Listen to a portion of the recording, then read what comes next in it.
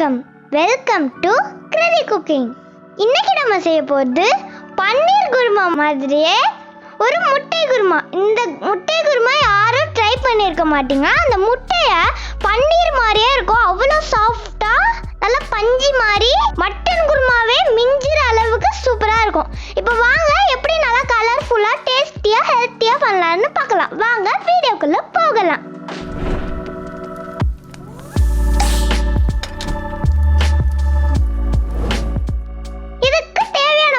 என்னன்னு பார்க்கலாம்.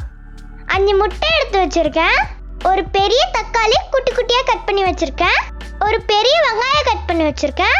கொஞ்சம் கருவேப்பிலை, கொஞ்சம் புதினா, இஞ்சி பூண்டு விழுது 1 ஸ்பூன், தாளிக்கிறதுக்கு பட்டை சாமான், 1/2 ஸ்பூன் மஞ்சத்தூள், 1/2 ஸ்பூன் மிளகாய் தூள், 1/2 ஸ்பூன் சோம்புத்தூள். இப்போ ஒரு மிக்ஸி ஜார்ல 1 கப் தேங்காய் போட்டு கொஞ்சம் முந்திரி, ஒரு பீஸ் பட்டை, ஒரு ஏலக்காய் இது எல்லாத்தையும் அரைக்கிறதுக்காக எடுத்து வச்சிருக்கேன். இப்போ ஒரு பவுல்ல 1/4 ஸ்பூன் மஞ்சள் தூள், 1/4 ஸ்பூன் சோம்பு தூள், 1/2 ஸ்பூன் மிளகாய் தூள், தேவையான அளவு உப்பு. இப்போ இதுல கொஞ்சோண்டு தண்ணியை ஊற்றி அதை நல்லா கரைச்சி விடலாம். இப்போ இதை நல்லா கரைச்சாச்சு கட்டி இல்லாம. இப்போ இதுல நம்ம வச்சிருக்க 5 முட்டையையும் உடைச்சு ஊத்திக்கலாம். இப்போ 5 முட்டையும் உடைச்சு ஊத்தியாச்சு. இப்போ இதை ஒரு விஸ்கால நல்லா அடிச்சு விடுவோம். இப்போ ஒரு பவுல்ல 1 ஸ்பூன் ஆயில் ஊற்றி அது எல்லா இடத்துலயும் பரவுற மாதிரி அப்ளை பண்ணி விடுவோம். அப்ளை பண்ணிட்டு நம்ம உடைச்சு ஊற்றி வச்சிருக்கோம் இல்லையா 5 முட்டைய, அதை இதில் ஊற்றிக்கலாம். இப்போ ஒரு கடாயில் தண்ணி ஊற்றி கொதிக்க வச்சுப்போம். இப்போ தண்ணி நல்லா கொதிச்சிடுச்சு. இப்போ ஓப்பன் பண்ணி நம்ம 5 முட்டை அடிச்சு வச்சிருந்தோம் இல்லையா, அதை எடுத்து இது உள்ள வச்சுட்டு மறுபடியும் மூடி வச்சு 10 நிமிஷம் நல்லா வேக வைப்போம் அந்த முட்டையை. இப்போ இது ஒரு பக்கம் வேகட்டும்.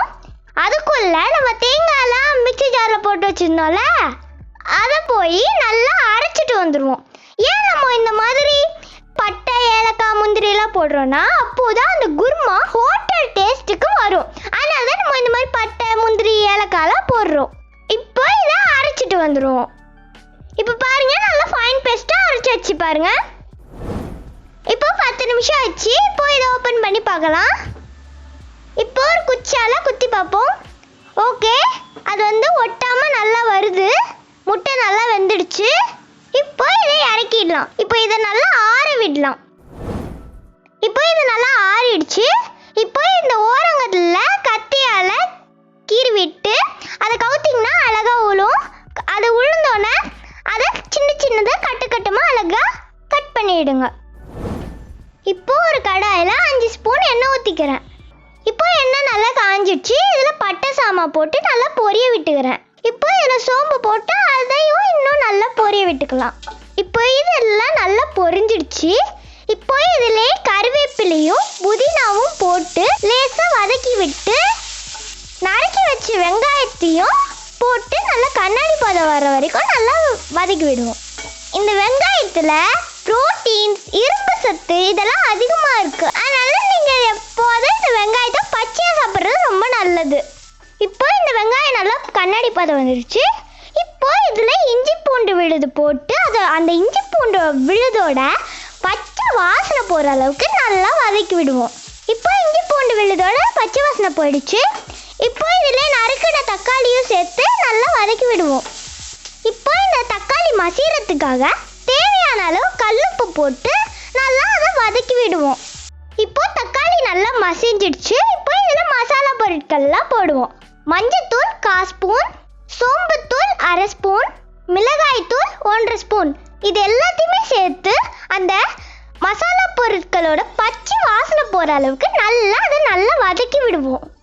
இப்போ மசாலா பொருட்களோட பச்சை வாசனை போயிடுச்சு.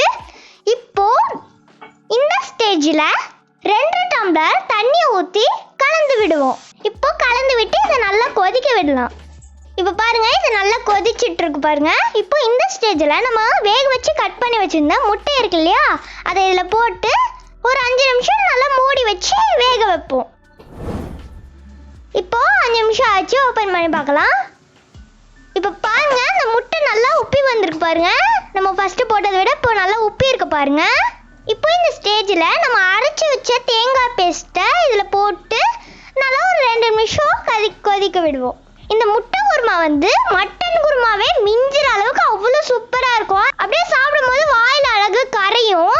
அதனால இதை கண்டிப்பாக ஒரு தடவை செஞ்சு பார்த்துன்னா நான் கமெண்ட் பண்ணுங்க. அவ்வளோ சூப்பராக இருக்கும். ஒரு தடவை செஞ்சீங்கன்னா நீங்களே செஞ்சுட்டே இருப்பீங்க. அதை அவ்வளோ சூப்பராக இருக்கும் இந்த பன்னீர் மாதிரியான முட்டை குருமா. இப்போ இது நல்லா கொதிக்குது பாருங்க. 2 நிமிஷம் நல்லா கொதிச்சிடுச்சு. இப்போ இந்த ஸ்டேஜில் தூளான இருக்குன்னா கொத்தமல்லியை போட்டு நல்லா கிளறி விட்டு இறக்கிடலாம். வாவ்! இப்போ பாருங்க, நம்மளோட பன்னீர் குருமா மாதிரி முட்டை குருமா இவ்வளோ சூப்பராக ரெடி ஆயிடுச்சுன்னு. நல்லா டேஸ்டியாக கலர்ஃபுல்லாக, பார்க்கவே அழகாக எல்லோ கலரில் கலர்ஃபுல்லாக சாப்பிடணும் போல இருக்குது பாருங்க. இந்த முட்டை வந்து அப்படியே பன்னீர் மாதிரி அவ்வளோ அப்படியே சாஃப்டாக இருக்கும். பன்னீரை விட சாஃப்டாக இருக்கும். வாயில் போட்டாலே கரையும். அவ்வளோ சூப்பராக இருக்கும். சப்போஸ் உங்கள் வீட்டுக்கு யாராவது விருந்தாளி வந்தாங்கன்னா இதை செஞ்சு கொடுத்தீங்கன்னா அவங்க வந்து இந்த முட்டை குருமானே நம்ப மாட்டாங்க. பன்னீர் குருமான்னு கூட நினச்சிப்பாங்க. ஆனால் முட்டை குருமானே நம்ப மாட்டாங்க. இது வந்து ரொம்ப டேஸ்டியாக இருக்கும். முக்கியமாக இது வந்து ரொம்ப டேஸ்டியாக இருக்கும். அதனால் இது கண்டிப்பாக உங்கள் வீட்டில் ஒரு தடவை ட்ரை பண்ணி பாருங்கள். நீங்கள் ஒரு தடவை ட்ரை பண்ணாலே இதை நிறைய டைம் ட்ரை பண்ணி சாப்பிட்டுட்டே இருப்பீங்க. அவ்வளோ சூப்பராக இருக்கும் இந்த முட்டை குருமா. இதே மாதிரி உங்க வீட்லயும் ட்ரை பண்ணி பார்த்துட்டு எனக்கு கமெண்ட் பண்ணுங்க எப்படி இருக்குன்னு. இந்த வீடியோ உங்களுக்கு பிடிச்சிருந்தா லைக் பண்ணுங்க. இதே மாதிரி உங்களுக்கு வேற ஏதாவது டிஷ் வேணும்னா எனக்கு கமெண்ட் பண்ணுங்க, நான் செஞ்சு காமிக்கிறேன். இந்த வீடியோவை உங்க நண்பர்களுக்கு ஷேர் பண்ணுங்க. மறக்காம கிரேதி குக்கிங் சேனலுக்கு சப்ஸ்கிரைப் பண்ணுங்க. பக்கத்துல உள்ள பெல் ஐகானை கிளிக் பண்ணிடுங்க.